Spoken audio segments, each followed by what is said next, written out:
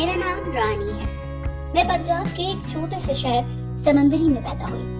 میری عمر اس وقت 25 سال ہے۔ میں نے اپنی چھوٹی سی عمر میں ہی بہت سارے غم دیکھنے شروع کر دیے۔ اس عمر میں جب بچے صرف کھیلتے ہیں کوئی غم نہیں ہوتا، میں نے اس عمر سے اپنی زندگی کو غم میں ہی پایا ہے۔ میری ماں اور میں دونوں نے زندگی کی ہر مشکل میں ہمت سے کام لیا، دونوں ایک دوسرے کا سہارا بنتے رہے۔ لیکن پھر ہماری زندگی میں کچھ ایسا ہوا جس سے ہم دونوں کی زندگی برباد ہو گئی۔ میری ماں بابا کے درمیان طلاق ہو چکی تھی جب میں صرف 1 ماہ کی بچی تھی۔ میرے باپ نے الزام لگایا کہ یہ میری بچی نہیں ہے۔ بہت جھگڑے ہوئے لیکن نوبت طلاق پہ ہی جا کر رکی۔ میری ماں جنہوں نے اپنے گھر والوں کی مرضی کے خلاف جا کر میرے بابا سے شادی کی تھی، شاید پسند کرتے تھے ایک دوسرے کو۔ ماں یہ بات کبھی زبان پر نہیں لاتی۔ انہیں لگتا تھا کہ ان کی زندگی میں غم اسی روز داخل ہو گئے تھے جس دن انہوں نے بابا سے گھر سے بھاگ کر نکاح کیا تھا، اور شادی کے کچھ دن بعد بابا میری امی کو چھوڑ کر کسی دوسرے ملک چلے گئے تھے اور امی کے ساتھ بہت کم رابطہ رکھا۔ کبھی کبھی فون پر بات کرتے اور بتاتے کہ کام میں مصروفیت رہتی ہے، وقت ہی نہیں ملتا بات کرنے کا۔ 6-7 ماہ بعد جب امی نے زبردستی ان کو گھر بلایا تاکہ ان کو یہ خوشی کی خبر دے سکیں تو وہ باپ بننے والے ہیں، گھر آتے ہی جب بابا کو بتایا تو انہوں نے یقین کرنے سے انکار کر دیا اور بولے کہ یہ میرا بچہ نہیں ہے، پتہ نہیں کس کے بچے کو میرا نام دے رہی ہو۔ میری ماں یقین دلاتی رہی لیکن ان کو یقین نہ آیا۔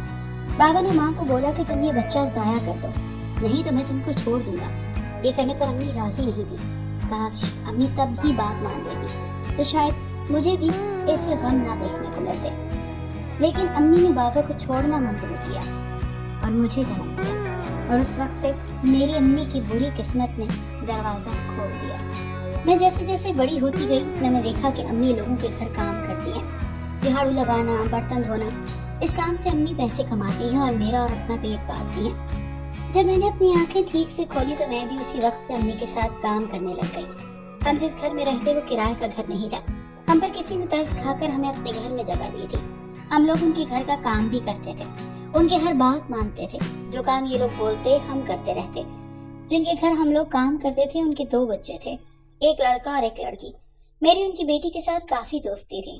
اس کی امی نے مجھے بولا کہ تم میری بیٹی کے ساتھ رہا کرو، اس کے ساتھ کھیلا کرو اور اسی کے ساتھ ہر وقت رہا کرو۔ میں اگر نہ کرتی تو مجھے وہ آنٹی مارتی تھی، اور جب میں امی کو بتاتی تو وہ بھی مجھے خاموش رہنے کو بولتی۔ میری عمر اس وقت 20 سال کی تھی۔ اب میری امی بھی مجھے ایسے ہی کسی کے ساتھ نہیں بھیج سکتی تھی، لیکن مجبوری تھی کہ ہم لوگ ان کی جگہ پر بیٹھے تھے اور ان کی بات ماننا مجبوری تھی۔ ایک دن مجھے ان کی بیٹی جس کا نام صبا تھا اپنے ساتھ باہر لے گئی۔ میں نے منع کیا تو اس نے دھمکی دی کہ اگر میں ان کے ساتھ نہ گئی تو وہ اپنے گھر میں بتا دے گی اور پھر اس کے گھر والے ہمیں اپنے گھر سے نکال دیں گے۔ کیونکہ میری امی اس دھمکی سے بہت ڈرتی تھی اسی لیے میں اس کے ساتھ چل پڑی۔ وہ مجھے قریب ہی جنگل کی طرف لے جانے لگی۔ میں بہت ڈر گئی تھی۔ جاتے جاتے ہم ایک جھونپڑی میں پہنچ گئے۔ میں اس جھونپڑی کے پاس جاتے ہی بے ہوش ہو گئی۔ کافی دیر کے بعد میری آنکھ کھلی تو میں اپنے گھر پر تھی۔ میرے کپڑے بھی وہ نہیں تھے جو میں نے پہلے پہنے ہوئے تھے۔ میں ڈر کر اٹھی اور امی سے پوچھا کہ میں ادھر کیسے آئی۔ امی خاموش رہی اور مجھے گلے لگا کر رونے لگی۔ میں حیران کہ میرے ساتھ ایسا کیا ہوا ہے۔ امی بھی کچھ نہیں بتاتی۔ میں بہت ڈر گئی تھی۔ اگلے دن پھر ایسے ہی ہوا۔ وہ مجھے زبردستی لے گئی اور جیسے ہی ہم جنگل کے پاس پہنچے صبا میری آنکھوں پر پٹی باندھتی اور مجھے آگے لے جاتی، اور جیسے ہی ہم تھوڑا آگے جاتے میں اسی طرح بے ہوش ہو جاتی اور میرے ساتھ وہ کیا کرتی تھی مجھے نہیں پتا تھا۔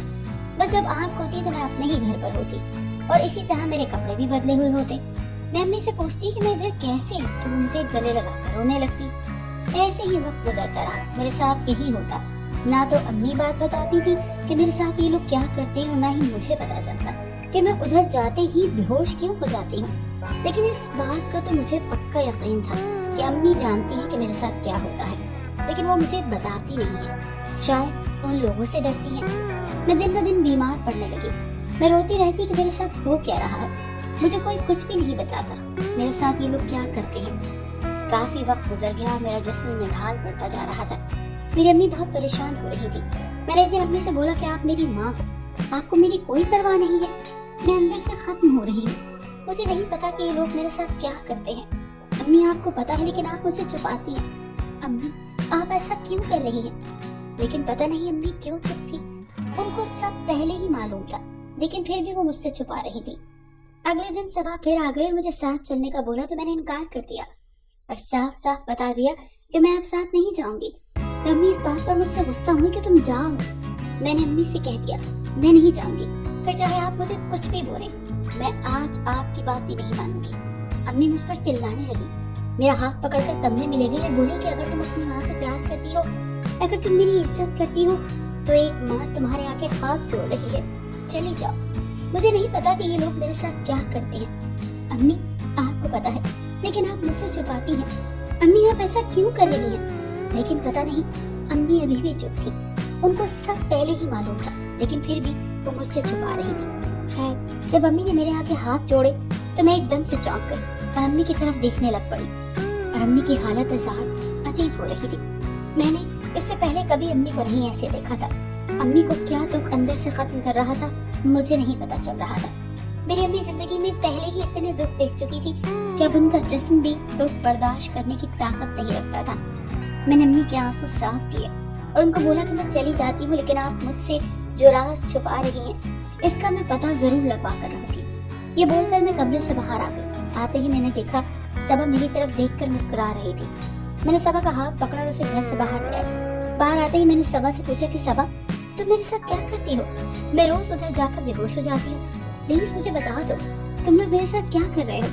अगर तुम बता दो तो मैं वादा करती हूँ कि तुम्हारे साथ रोज जाया करूंगी और कोई बहाना नहीं बनाऊंगी। सबा बोली देखो रानी, तुमको बताने वाली बात नहीं है, इसीलिए तुम खामोश रहा करो।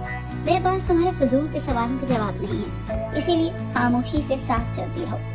मैं खामोश हो गई और उसकी तरफ हैरत से देखने लगी। फिर वही हुआ, उसने मेरी आंखों पर पट्टी बांध दी और मैं थोड़ी दूर चलने के बाद बेहोश हो गई। पता नहीं कितने घंटों बाद मुझे होश आया और मैं अपने घर पर थी। अम्मी मेरे पास ही बैठी थी। जैसे मुझे देखा जल्दी से मुझे सीने से लगाया और रोने लगी। मैंने उनको खुद से पीछे किया और कहा कि अम्मी आप भी तो यही चाहती है ना, देखें खुश हो जाएं। मैं धीरे धीरे मौत के मुंह में जा रही हूँ, आप खुद मुझे उसके साथ भेजती हैं और फिर खुद ही रोती हैं। क्यों कर रही हैं आप ऐसे? मुझे बता दें, मैं कसम खाती हूँ कि आपको इसकी तकलीफ नहीं होगी और मैं आपकी ये तकलीफ भी खत्म कर दूंगी। अम्मी ने मेरी एक ना सुनी और फिर मुझे सीने से लगाकर रोने लगी। मुझे शक हो रहा था कि कुछ तो गलत हो रहा है, लेकिन क्या?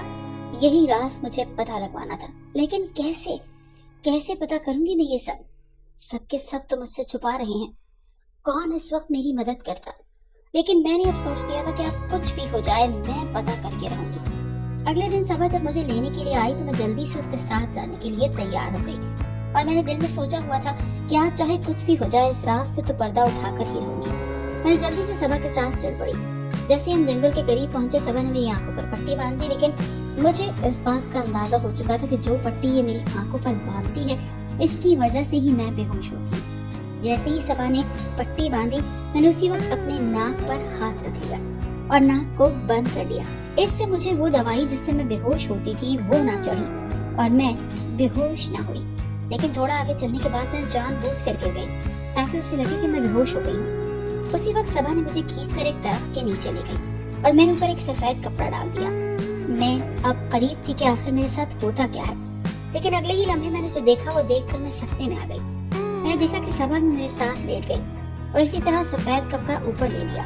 उसी वक्त एक बूढ़ी औरत उधर आई और उसने हम दोनों के ऊपर पत्तों की तरह का कुछ फेंका और मुंह से कुछ बोल रही थी जैसे कोई जादू कर रही हो। कुछ वक्त तक ये सब चलता रहा और उसके बाद उस औरत ने सबा को उठाया और बोला, बस कुछ दिनों की बात है, तुम्हारे बदन की सारी बीमारी इस लड़की में चली जाएगी और तुम बिल्कुल ठीक हो जाओगे। ये सुनकर मेरे तो जैसे होश ही गुम हो गए। खैर थोड़ी देर के बाद कुछ औरतें आईं और मुझे उठाकर मेरे घर ले आई। घर आते ही अम्मी ने जल्दी से मेरे कपड़े बदले जो कि गंदे हो चुके थे और पास बैठकर मेरा सर दबाने लगी। मैं हैरान थी कि अम्मी को पता है कि ये लोग मेरे साथ क्या कर रहे हैं, लेकिन एक बात मुझे साबित हो चुकी थी कि अम्मी को इस बारे में कुछ नहीं पता और अब मुझे सारी हकीकत अम्मी से ही पता चलनी थी। कुछ वक्त के बाद मैंने अपनी आंखें खोली और अम्मी से पानी मांगा। अम्मी ने जल्दी से मुझे पानी पिलाया और मैं उठकर बैठ गई। मैंने अम्मी से कहा कि अम्मी आपको मेरी कसम, आज आप सब कुछ बताएंगे। मुझे बता दे कि आखिर आपको क्या पता है, मेरे साथ ये सब कुछ क्यों हो रहा है। अब अम्मी खामोश हो गई। मैंने अम्मी से बोला कि अम्मी आज मैं बेहोश नहीं हुई थी और मैंने आज सब देखा है कि मेरे साथ ये लोग क्या करते हैं, इसीलिए मैं अब आपसे भी जानना चाहती हूँ। जो मैं देख कर आई हूँ। एक माँ कभी भी अपनी औलाद के साथ ये होता नहीं देख सकती। तो अम्मी ने भागकर कमरे का दरवाजा बंद किया और मेरे पास आकर बोली, बेटा देखो, तुम्हें एक बहुत खतरनाक बीमारी है जो कि सिर्फ जंगल में एक औरत रहती है वही ठीक कर सकती है। उस वक्त मैंने अम्मी को सारी हकीकत बताई कि बीमारी मुझे नहीं, उस सबा को है जो मुझे अपने साथ लेकर जाती है ताकि अपनी बीमारी मुझे दे सके। मेरी अम्मी अपना सर पकड़कर बैठ गई। अम्मी ने मुझे कहा, देखो रानी, अब हमारी जिंदगी इधर सुकून में नहीं रह सकती, हमें इधर से किसी तरह निकलना होगा। हम दोनों रात के पिछले पहर उधर से भाग गए और दूर शहर में आ गए और अब एक नई जिंदगी शुरू करने का सोचा है। लेकिन इसके साथ साथ हमने पुलिस को उस जंगल में रहती औरत का बता दिया था, जिससे उस औरत को पुलिस ने पकड़ लिया और उस दौरान सबा की बीमारी ज्यादा बढ़ गई और वो भी मर गई। ऐसों के साथ ऐसा ही होना था, लेकिन अब हमें आगे नहीं पता कि हमारी जिंदगी कैसी होती है। क्या ये दुख कभी खत्म हो सकेंगे? क्या सबा जैसी औरत हमें दोबारा मिलेगी तो नहीं?